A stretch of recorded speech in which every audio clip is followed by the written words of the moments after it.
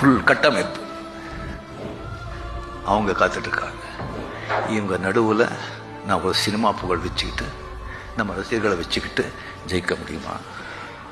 இப்போ இந்த கொள்கைகள் சொன்னால் அப்போ அது ஏற்படலைன்னு சொன்னால் இவங்களெல்லாம் நான் கொண்டு வந்து நான் அவங்க பலிக்கடை ஆக்க மாட்டேன்.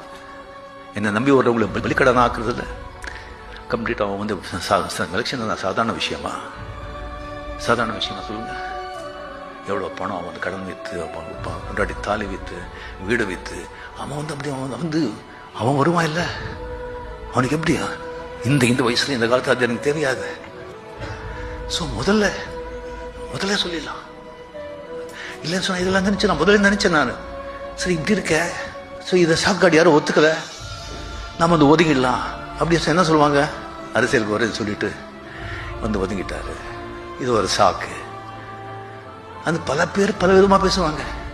கோடைன்னு சொல்லுவாங்க, அதுக்கு முன்னே கோடைன்னு சொல்லுவாங்க, பயந்துட்டாங்க சொல்லுவாங்க, போர் வரும்போது அப்படின்னு சொன்னாங்க. அப்படி ஒரு கெட்ட பேர் வேண்டாம்னு சொல்லிட்டு தான் நான் வந்து இதெல்லாம் பண்ணிட்டு நான் இறங்கினா கூட இந்த மாதிரி சந்திக்க வேண்டியிருக்கு.